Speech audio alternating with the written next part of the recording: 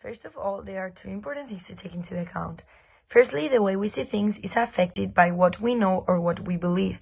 And secondly, an image is a site which has been recreated or reproduced.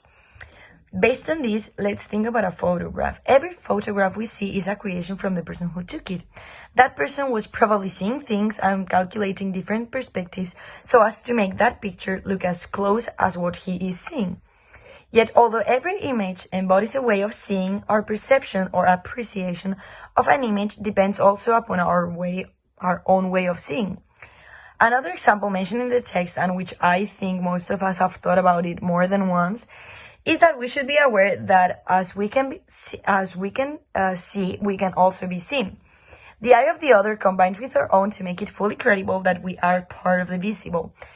Let's think about a thief who wants to steal. He will take this into account and think about that. If he sees the camera, that will mean that the camera can watch him. So he will hide from the cameras to steal without being seen. Berger makes me think of the Frankfurt School theory when he connects publicity, envy, and glamour with consumerism and publicity always being about the future buyer. And that publicity offers him an image of himself made glamorous by the product or opportunity it is trying to sell. We even see details of encoding and decoding. Berger's section about the Regents Commission and how the one figure might seem or appears drunk, but that one critique that says that cannot be the encoded meaning of the painter, as the Regents will not accept it, brings up a really good example of encoding and decoding when standing in front of an old oil painting.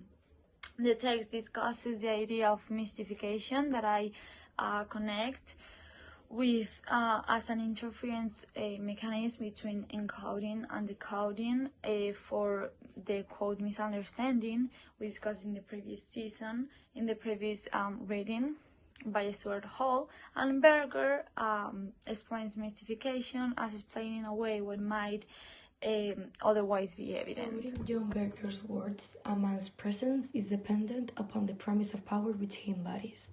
We perceive that narrative in distinctive films with astonishing male lead performances like The Godfather or The Wolf of Wall Street, where the aura these protagonists radiate is directly related to the power, social status, and economical situation they control. That is the image men want to project to the audience, the perception of an untouchable God that ejects power over everyone surrounding him, the male gaze on men. So going back to last week's lecture, the discourse Laura Mulvey stated in 1975 is very important. In mainstream Hollywood film, women function simultaneously as erotic objects for the male audience and as erotic objects for the male protagonist with whom the male audience can identify. So in film, women are seen as the prizes these men deserve.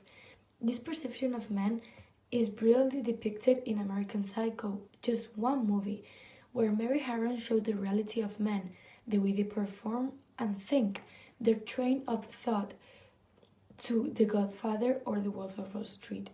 American Psycho is a reflection of the persona men directors have built throughout decades.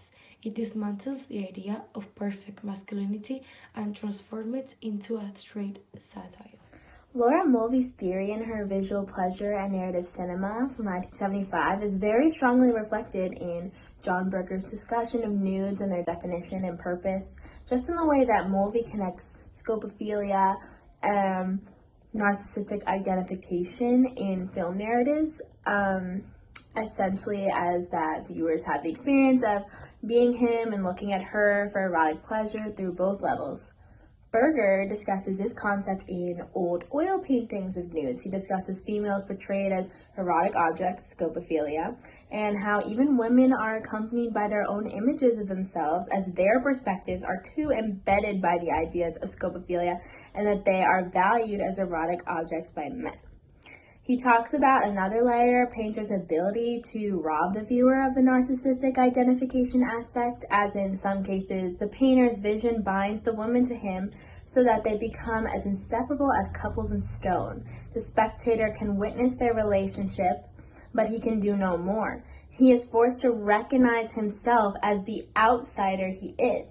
He cannot deceive himself into believing that she is naked for him. He cannot turn her into a nude. There you have it, the narcissistic identification block.